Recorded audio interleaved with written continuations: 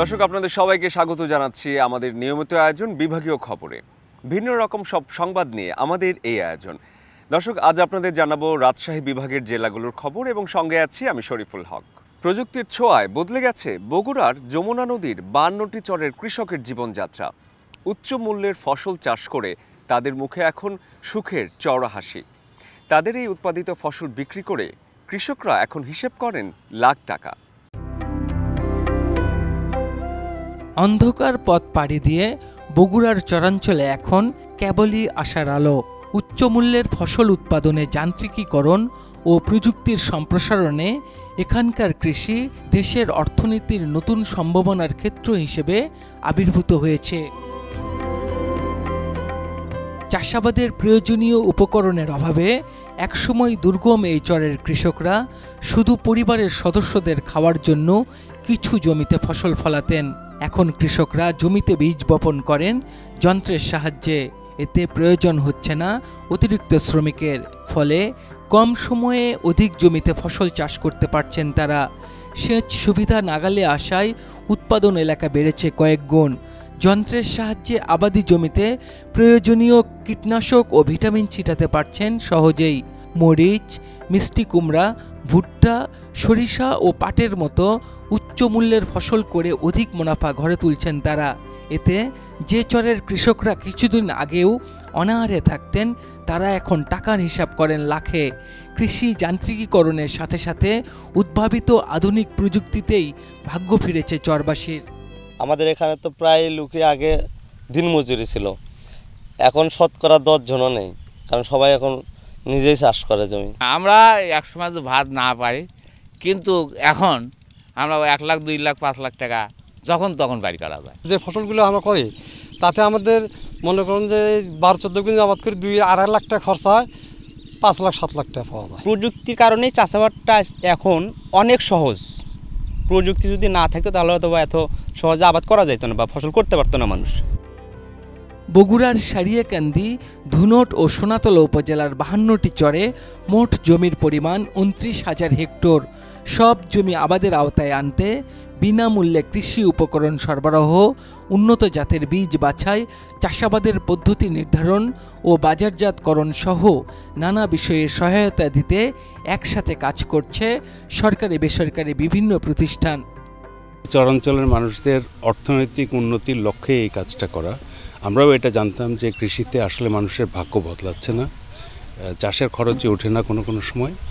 তো আমরা এটা বুঝেছি যে এগ্রি প্রোডাক্টিভিটি, এগ্রি মেশিনারি বা এগ্রিকালচারাল আরও নলেজ যদি একত্রে করা যায় এবং কৃষকদের সাথে এটা নিয়ে ধারাবাহিকভাবে কাজ করা যায়, তাহলে এদের হয়তো ভবিষ্যৎ বদলাবে। চরের জমি 30% ইউজ হতো না, এখন কিন্তু বলতে গেলে 90 বা 100% যেগুলো চর সব ফসলই কিন্তু এখন হচ্ছে। চরে কিন্তু দেখা যাচ্ছে যে কিছু মানে নির্দিষ্ট কিছু ফসল করা হতো, এখন কিন্তু সব ধরনের সারা বছর ইয়ার রাউন্ড কিন্তু একটা ফসল সবসময় হচ্ছে, কোনো ল্যান্ডে আর ফেলো থাকছে না। এবং চরে মানুষ আগে বসবাসই করতে ভয় পাতো, এখন কিন্তু মানুষ চরে বসবাস করতেও তারা যেহেতু ফসলের প্রযুক্তিগত তারা সহায়তা পাচ্ছে, কারিগরি সহায়তা পাচ্ছে, আর্থিক সহায়তা পাচ্ছে, তারা কিন্তু পূর্বের চাইতে এখন অনেক এগিয়ে যাচ্ছে। বেশি করে যে সংস্থাগুলো আছে তারা যেরকম একটা চমৎকার উদ্যোগ গ্রহণ করছে, এতে কী হবে, আমরা একই সাথে কাজ করতে পারবো। আমরা দেখা গেলো যে আমরা 30% লোককে কাভার করছি, তার 30% লোককে কাভার করছি, এ থেকে আমাদের সুবিধাভোগী যে জনসংখ্যা তাদের সংখ্যাটা বাড়ে। আমি মনে করি যে সরকারি এবং বেসরকারি দুটো সংস্থা যদি একসাথে কাজ করে তাহলে আমাদের এই কাজটা অনেক সহজ হবে, আমাদের কৃষিতে আরও অনেক ডেভেলপমেন্ট করবে এবং অনেক দূরে এগিয়ে যাবে। ক্রমাগত কৃষি উৎপাদন বাড়িয়ে দেশে খাদ্য নিরাপত্তা নিশ্চিতে অগ্রণী ভূমিকা রাখছেন চরের কৃষকরা। তাদের সাফল্যকে এগিয়ে নিতে চর কৃষিকে টেকসই যান্ত্রিকীকরণ ও প্রযুক্তির আরও সম্প্রসারণের দাবি সবার। ফরহাদুজ্জামান শাহী, চ্যানেল 24, বগুড়া। যমুনার ভাঙনে বিধ্বস্ত সিরাজগঞ্জের এনায়েতপুর ও শাহজাদপুর এলাকার বেশ কয়েকটি গ্রাম, কিন্তু পানি উন্নয়ন বোর্ড প্রতি বছরই প্রকল্প গ্রহণ করলেও শেষ পর্যন্ত কাজগুলো আর শেষ হয় না। গৃহীত প্রকল্পগুলো এখন পর্যন্ত শেষ না হওয়ায় যমুনার ভাঙনে নিঃস্ব হচ্ছেন নদী তীরবর্তী এই এলাকার মানুষজন। নদী ভাঙনে সবচেয়ে বেশি ক্ষতিগ্রস্ত সিরাজগঞ্জের জামালপুর, ব্রাহ্মণগ্রাম, হাটপাচিল ও আরকান্দি সহ আশপাশের কয়েকটি গ্রাম। প্রতিবছর বর্ষা মৌসুমে ভাঙন আতঙ্কে নির্ঘুম রাত কাটে এসব এলাকার মানুষদের। ভিটেমাটি সহ সব হারিয়ে নিঃস্ব হতে হয় নদী পাড়ের এসব অসহায় মানুষদের। তবে এসব এলাকায় স্থায়ী বাঁধ নির্মাণ প্রকল্প গ্রহণ করা হলেও ঠিকাদারদের গাফিলতিতে সেই কাজ শেষ না হওয়ায় ক্ষোভ রয়েছে তাদের। এবছর শুষ্ক মৌসুমে বাঁধের নির্মাণ কাজ শুরু করেছে একটি ঠিকাদারি প্রতিষ্ঠান। এতে আশায় বুক বাঁধছে ভুক্তভোগী নদী পাড়ের মানুষজন। চলতি শুষ্ক মৌসুমের মধ্যেই প্রকল্পের কাজ শেষ করার জোর দাবি তাদের। গত 4 বছর যাবৎ কাজ চলে, কিন্তু এখন পর্যন্ত শেষ হয়নি। এবছর পানি উন্নয়ন বোর্ড সর্বোপরি আশ্বাস দিচ্ছে আমাদের এলাকাবাসীকে যে এবার কাজ আমরা ক্লিয়ার করব, মানে কাজ শেষ করব, কিন্তু তারপরেও আমরা খুব একটা দেখতে পাচ্ছি না কাজের গতি। ইনাদপুর জালালপুর ইউনিয়নে বিগত 5-6 বছর ধরে ভাঙতেছে, এর মধ্যে নদী প্রকল্প পাস হয়েছে, এখন পর্যন্ত মানে আমাদের কাজটা শুরু হয় নাই। এখন শুকনো মৌসুম তাও ভাঙতেছে। আমরা শুনছিলাম যে এখানে একটা বেড়িবাঁধ হবে, কিন্তু এ পর্যায়ে মানে বেড়িবাঁধ কোনো প্রকল্প এখনো শুরু হয় নাই। আমার ওয়ার্ডের মধ্যে 3-4 হাজার মানুষ আস্তে আস্তে ভাঙ্গা 3-4 হাজার মানুষ বিলীন হয়ে চলে গেছে। তা অনেক আশায় আমাদের এই জালালপুরের মানুষ আশায় ছিলাম যে এই নদী ভাঙ্গনিটা যদি ঠিক থাকে তাহলে আমাদের দরিদ্র মানুষের কোনো নাই, জায়গা নাই, এরা লোকগুলো ঠিক মতো থাকবো। আমাদের কাজ মোটামুটি অগ্রগতি ভালোই চলতেছে। ইনশাল্লাহ আমরা 90% কাজ আমরা অগ্রগতি করে ফেলেছি। আর যেটা হচ্ছে যে 10% কাজ, এটা হচ্ছে স্লপিং এবং ড্রেজিং এর কাজ আমাদের চলমান আছে। আগামী বর্ষা মৌসুমের পূর্বে আমাদের কাজ ইনশাল্লাহ সমাপ্ত হয়ে যাবে, আমরা আশাবাদী। আর পানি উন্নয়ন বোর্ড বলছে চলতি শুষ্ক মৌসুমে পুরো প্রকল্পের কাজ শেষ করা হবে। আমরা গত জুন পর্যন্ত এই প্রজেক্টের কাজ 50% ব্লক এবং বস্তা তৈরি হয়েছে। আমরা এই বছর শুষ্ক মৌসুমেই আমরা পুরো কাজ আমরা বাস্তবায়ন করার চেষ্টা করতেছি এবং বাস্তবায়ন করব। এবং সাইট ভিজিট করে প্রতিটা ঠিকাদারকেই আমার 17টা প্যাকেজ ওখানে আছে নদী ভাঙন কবলিত। 17টা প্যাকেজের ঠিকাদারকে আমি মাঠে নামাইছি এবং মাঠে আছে তারা, এবং তারা এখন স্লোপ রেডি করতেছে। এই শুষ্ক মৌসুমে বস্তা ডাম্পিং করে আমরা ব্লক প্রেসিং করবো ইনশাল্লাহ, এবং ওই জায়গাটাতে আর যাতে ক্ষতি না হয় সেই দিকে আমরা নজর দিচ্ছি। জেলার এনায়েতপুর থেকে শাহজাদপুর পর্যন্ত 6.5 কিলোমিটার এলাকায় প্রায় 650 কোটি টাকা ব্যয়ে যমুনা নদীর ডান তীরে স্থায়ী বাঁধের প্রকল্প চলমান রয়েছে। Desk report, channel 24। জয়পুরহাটে সনাতন পদ্ধতিতে আখ চাষে কৃষকরা আগ্রহ হারিয়ে ফেললে লোকসানের মুখে পড়ে জেলার একমাত্র চিনি কলটি। তাই চিনি কলটি টিকিয়ে রাখতে আখ চাষে বিমুখ কৃষকরা আধুনিক পদ্ধতিতে আখের পাশাপাশি সাথে ফসল চাষ করে এখন লাভের মুখ দেখছেন। আর কৃষকদের এই আখ চাষে ফেরাতে কাজ করছে বাংলাদেশ সুগার ক্রপ গবেষণা ইনস্টিটিউট এবং চিনি কল কর্তৃপক্ষ। 20 বিঘা জমিতে আখ চাষ করলেও তা নিয়ে খুব একটা সন্তুষ্ট ছিলেন না জয়পুরহাট সদরের কৃষক লুৎফর রহমান। কেননা সময় লাগে বেশি, লাভও কম। তবে সম্প্রতি পাল্টেছেন চাষের পদ্ধতি। বাংলাদেশ সুগার ক্রপ গবেষণা ইনস্টিটিউটের সার্বিক সহযোগিতায় আখের সাথে রোপণ করেছেন আলু, পেঁয়াজ ও রসুন। আগের চেয়ে আয় এখন 3 গুণ। এমন অবস্থা জেলার বেশিরভাগ আখ চাষির। আমরা কুষার আগে লাগাতাম যে কুষার লাভ হতো না, টাকাও ঠিক মতন পাতাম না। আমার খুব বিরক্ত হয়ে যাওয়ার পর এখন বেশ আড়াই এদের পরামর্শ দিছে আলুর সাথে কুষারের উন্নত মানের লাভ হয়। পেঁয়াজ, ঝাল, মূলা এলা নাগালে লাভ হয় একটু, এই জন্য আবার আমরা নাগাচ্ছি।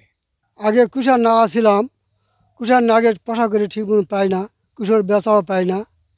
তখন এই আখের সাথে নৃত্য ভাই পেঁয়াজ, রসুন, ঝাল সব কিছু নাগাছে, এতে পর্তা হচ্ছে।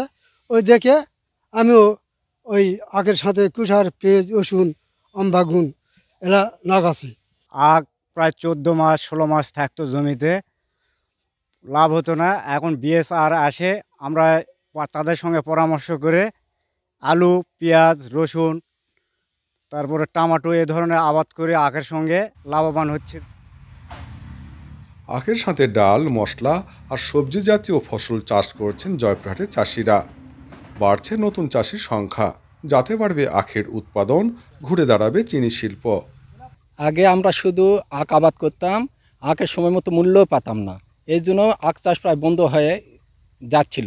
বর্তমানে বিএসআরআই আমাদের সাহায্য সহযোগিতা করছে। আখের জমিতে আমরা বিভিন্ন সাথী ফসল যেমন আলু, পেঁয়াজ, রসুন, বিভিন্ন ধরনের সবজি আবাদ করছি। ওনারা আমাদের আর্থিক সহযোগিতা করছেন। বিএসআরআইয়ের পরামর্শে আমরা কুশারের পাশাপাশি আমরা সাথী ফসলও আবাদ করতে পারতেছি। আখ হলো দীর্ঘমেয়াদী ফসল, এতে অনেক সময় লাগে এবং ব্যয়বহুল ফসল, আমরা সময় মতো টাকা পাই না। এই জন্য আমরা আখ আবাদ ছেড়ে দিয়েছিলাম। বিআরআইয়ের পদ্ধতিতে আমরা আখ চাষ করে অধিক লাভজনক হচ্ছি।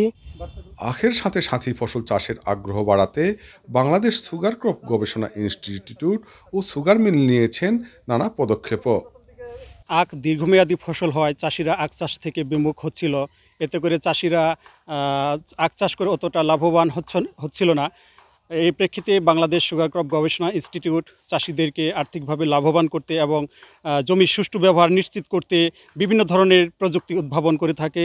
এরই ধারাবাহিকতায় বাংলাদেশ সুগার ক্রপ গবেষণা ইনস্টিটিউট আখের সাথে 3টি সাথী ফসল চাষের প্রযুক্তি উদ্ভাবন করে। জয়পুরহাট সুগার মিল রাষ্ট্রায়ত্ত ভারী শিল্প প্রতিষ্ঠান। এই প্রতিষ্ঠানের মিল জোনে একসময় ব্যাপক পরিমাণে আখ চাষ করা হতো। মাঝে সনাতন পদ্ধতিতে আখের পেমেন্ট দেওয়াতে চাষিরা কিছুটা বিমুখ হয়েছিলেন, কিন্তু বর্তমানে সরকার নানামুখী পদক্ষেপ গ্রহণ করেছেন। চাষিদের আখের পেমেন্ট ডিজিটাল পদ্ধতিতে দেওয়ার পাশাপাশি আখের মূল্য এবং ভর্তুকির পরিমাণ বৃদ্ধি করেছেন। মিল কর্তৃপক্ষ চাষিদেরকে উন্নত মানের বীজ এবং কীটনাশক এবং গুণগত মানের সার দিচ্ছেন এবং চাষিরা আখ চাষে ফিরে আসছেন। অনেকে আখের সাথে নানামুখী সাথী ফসল করতেছেন এবং আর্থিকভাবে লাভবান হচ্ছেন। জয়পুরহাটের বিভিন্ন উপজেলায় এখন সমন্বিত আখ চাষ হচ্ছে ৪,৫০০ একর জমিতে, যা কয়েক বছরের ব্যবধানে বেড়েছে প্রায় ২,০০০ একর। হারুনুর রশিদ, চ্যানেল 24, জয়পুরহাট। আশা ছিল চাকুরি করে হাল ধরবে সংসারের, কিন্তু সেই স্বপ্ন আর পূরণ হলো না। পাল্টে গেল হৃদয় আর সোহেলের পরিবারের স্বপ্ন। নাটোরের সিংড়া উপজেলার এই দুই শহীদ বৈষম্য বিরোধী ছাত্র আন্দোলনে প্রাণ দিয়েছেন ঢাকার রাজপথে, কিন্তু তাদের পরিবারের কান্না এখনো থামেনি। তাদের কপালেও জোটেনি সরকারি কোনো সহায়তা। ছেলে নাই, আর আমি কান্দাকাটি করে আমি বলতে আমার ছেলে তো মারা গেছে, আমার ছেলে তো নাই। কিন্তু বাবা ছাত্রদের ভয়ে মনে করেন যে ওই ছেলেটাকে ওইভাবেই রেখে দিয়েছে, বুঝছেন, কিন্তু অপারেশন করতেই মারা গেছে। আমার বিশ্বাস এটা। স্বপ্ন ছিল পরিবারের অভাব অনটন ঘুচাবেন হৃদয়, আর তাই তো চলনবিলের প্রত্যন্ত অঞ্চল ছাতার দিঘি ছেড়ে ভাগ্য ফেরাতে চলে আসেন রাজধানী ঢাকায়। স্বপ্ন রয়ে গেল স্বপ্ন হয়েই। 5 আগস্ট সরকার পতনের বিজয় মিছিলে গিয়ে গুলিবিদ্ধ হন হৃদয়। হাসপাতালে নিয়েও বাঁচানো যায়নি তাকে। সন্তান হারিয়ে দিশেহারা পুরো পরিবার। সরকারি সহায়তার পাশাপাশি হত্যার বিচারের দাবি তাদের। 5ই আগস্ট আমি আন্দোলনে যাই, ছেলেটাকে নিষেধ করে দেয়, কিন্তু না, ছেলেই আমার আগে চলে যায়। 3-400 লোক সেনকে গুলিবিদ্ধ, 10-12 জন স্পটেই মারা গেল, আমার ছেলেটাও মারা গেল। আমি চাই এই সন্ত্রাসীদের, এই খুনিদের বিচার এই বাংলার মাটি হোক। আমার বাড়িঘর নাই, আমি এই বাড়িঘরের জন্যই চল আমাকে ঢাকা নিয়ে গেছে, আমি তাও যাবো না, কিন্তু আমার বেটা আমাকে জোর করে নিয়ে যায়। আজকে আমার বেটা এরে চলে গেছে। আমার সন্তানকে যারা মারছে আমি তাদের কাছে ন্যায্য আমার সন্তানের বিচার চাই। আমরা ওকাল আবেদন জানাই এই সরকারের কাছে যে এই পরিবারটাকে দেখার মতো একটা ব্যবস্থা করে দেওয়ার জানি আমরা আশা রাখি। অন্যদিকে রামানন্দ খাজুরা ইউনিয়নের নির্জন গ্রামের সোহেল রানাও ঢাকায় এসেছিলেন জীবিকার তাগিদে। বাবা, মা ও 3 ভাই বোনের সংসারে একমাত্র উপার্জনক্ষম ব্যক্তি ছিলেন তিনি। 5 আগস্ট গুলিবিদ্ধ হয়ে শহীদ হন রানাও। আজও কান্না থামেনি সোহেল রানার পরিবারের। পুত্রশোকে কাতর বাবা মা চান তাদের সন্তান হত্যার বিচার। বিএমপি থেকে টাকা দিছে বাবা, জামাত শিবের থেকে টাকা পাচ্ছি, সরকারি টাকা টুকা পাইনি বাবা আমরা। কারণ আমার ছেলের বিচার যেটা আইনা হয় সেটাই তোমরা করো বাবা। অনেক হাসপাতাল ঘুরে পায় না, এনা মেডিকেলে যা ভর্তি করছে, সেখানে করার পরে ঘণ্টাখানেক মনে হয় যে চিকিৎসা হচ্ছে, তারপরে 9টা 2 মিনিটে মারা যায়। জামাতের থেকে কিছু অনুদান দিয়ে গেছে, বিএনপির তরফ থেকে কিছু অনুদান দিয়ে গেছে, সরকার থেকে কোনো অনুদান এখনও আসে নাই, আসবি এই আশ্বাস দিছে আর কি। ভাই ঢাকাতে থাকতো, আমি বাড়িতে থাকতাম, সংসার দেখতাম, বাপ মায়ের সেবা যত্ন করতাম। ভাই মাসে মাসে টাকা পাঠাতো, আমরা ওই টাকার উপরেই বেসেস করে চলতাম। সরকারের কোনো সহযোগিতা এখনও পাইনি, তবে জুলাই ফাউন্ডেশন ওরা কল দিয়ে কাগজপাতি নিছে, তারা বলছে আমরা দেখেছি পরবর্তী ধাপে মানে সহযোগিতা করার কথা বলছে, কিন্তু পাইনি আমরা এখনো। বৈষম্য বিরোধী ছাত্র আন্দোলনে নিহতদের এসব পরিবার সরকারের পক্ষ থেকে আজ পর্যন্ত পাননি কোনো সহায়তা। তবে সরকার প্রতিশ্রুতি রাখবেন এমনটাই প্রত্যাশা তাদের। বৈষম্য বিরোধী ছাত্র আন্দোলনে নাটোর জেলায় 3 জন নিহত ও আহত হয়েছেন অন্তত 10 জন। Desk report, channel 24। পাবনায় গ্রাম বাংলার ঐতিহ্যবাহী বাউত উৎসবে মাছ শিকারে মেতে উঠেছেন দেশের দূর দূরান্ত থেকে আসা শৌখিন মাছ শিকারীরা, কিন্তু এবছর প্রত্যাশিত মাছের দেখা মেলেনি।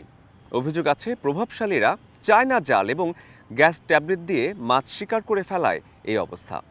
তাদের পরামর্শ প্রশাসনের পক্ষ থেকে যেন আরও বেশি বেশি করে মাছ ছাড়া হয়। হেমন্তের ভোরে আলো ফোটার আগেই বিলপাড়ে হাজির নানা বয়সী হাজারো মানুষ। বিভিন্ন যানবাহন ভাড়া করে দূরদূরান্ত থেকে এসেছেন তারা। সবার হাতেই পোলো, জাল সহ মাছ ধরার নানা উপকরণ। এ চিত্র পাবনার ভাঙ্গুড়া উপজেলার রুহুল বিলের। একসঙ্গে বিলে নেমে লোকজ রীতিতে মনের আনন্দে চলে মাছ শিকার। দল বেঁধে মাছ শিকারের এই আয়োজন বাউত উৎসব নামে পরিচিত। শুনছি যে বাউত উৎসব গ্রাম বাংলার একটি ঐতিহ্যবাহী উৎসব এই চাটমোহর ভাঙড় এলাকার। শুনছি যে এখানে প্রচুর মাছ পাওয়া যায়, প্রচুর জেলে এখানে একসাথে উৎসব করে মাছ শিকার করে। সেটা শুনে আমি আসছি, এসে খুবই ভালো লাগছে। নভেম্বর মাসের শেষে কিংবা ডিসেম্বরের প্রথম দিকে শুরু হয়ে মাসব্যাপী চলে এই উৎসব। সপ্তাহের শনি ও মঙ্গলবার ভোর থেকে সকাল 11টা পর্যন্ত মাছ শিকারে মেতে ওঠেন সবাই। কারো ভাগ্যে মাছ জোটে, অনেকে আবার ফেরেন খালি হাতে। তবে এ নিয়ে আক্ষেপ নয়, বরং একত্রে মাছ ধরার আনন্দই যেন হয়ে ওঠে মুখ্য। আমাদের গ্রাম বাংলার অস্তিত্ব হয় না, এখানে আমরা বহুত লোক আসি, হাজার হাজার লোক, বহু দূরে দূরে লোক আসে, আনন্দ উৎসব হয় না, ওই এতেই তো আসি না, মাছ তো পাইনি, কিন্তু আনন্দটা তো হইলে এইটুকু শখটা, এটাই হলো বড় আনন্দ। উৎসবের জন্য আসি, কিছু খাওয়ার মাছ মারবে লেগে আসি, একটু আনন্দ হয়, এই জন্যই আসি বুঝলেন। আমার 2 বিটি বলে আব্বু আমরা মাছ মারবে যাবো, এখন উপরে খারাপ থাকবো, কাছে এখন আবার কাছে নিচেই নামবো, মাছ মেরে বাইক নিয়ে যাবো, তো চাঁদা মাদা যা আছে সবই নিয়ে যাচ্ছে, বড় মাছ আর নাই। তবে এবছর বিলে নেমে আগের মতো মাছ না পেয়ে হতাশ শৌখিন মৎস্য শিকারীরা। তাদের অভিযোগ প্রভাবশালীরা বিল দখলে রেখে চায়না জাল ও গ্যাস ট্যাবলেট ব্যবহার করে মাছ ধরে নেয়। আমরা আসছি এখানে অনেক বড় বিল, মাছ ধরার জন্য অনেক পলো, অনেক মানুষ, কিন্তু বিলে কোনো মাছ নাই। আমরা অনেক ভোরে আসছি, আমরা সবাই হতাশ। আগে যে চায়না জাল ছিল না, গ্যাস ট্যাবলেট ছিল না, অভয় আশ্রম ছিল না, সবাই মাছ মারিছে, আনন্দ করে মাছ মারছে। আর এখন গ্যাস ট্যাবলেট আর এই যে বিদেশি পণ্য চায়না জাল, ভাই এই জালটা এসে মাছ ছাড়া সবই মেরে ফেলাচ্ছে। মাছ ধরেন বিলে সরকার মাছ ছাড়ে না, ছাড়লে পারে তো আমরা জনগণ মাছ পাবো। মাছের পোনা যদি বিলে না ছাড়ে তাহলে আমরা মাছ পাবো কিভাবে? মাছ ধরেন আষাঢ় মাস থেকে চায়না জালে মাছ মেরে শেষ করে দিচ্ছে, আমরা যখন এখন বাউতে আসি মাছ পাচ্ছি না। বাউত উৎসবের নামে মাছের প্রজনন ও জীববৈচিত্র্যের ক্ষতি না করার পরামর্শ জেলা মৎস্য কর্মকর্তার। আসলে এই বিষয়টা করতে গিয়ে যেহেতু মানুষ এটাকে উৎসবে তারা মেতে ওঠে এবং পানির মধ্যে সবাই দল বেঁধে নেমে এটা একটা আনন্দও করে থাকে, কিন্তু আসলে আনন্দের সাথে সাথে মৎস্য সম্পদের যাতে ক্ষতি হয় আমরা এই কাজগুলো মোটিভেশনের মাধ্যমে করি এবং অনেক সময় একটা মৎস্য আইনের মাধ্যমে বাস্তবায়ন করি, মোবাইল কোর্ট অভিযানের মাধ্যমে আমরা এই কাজগুলো করি।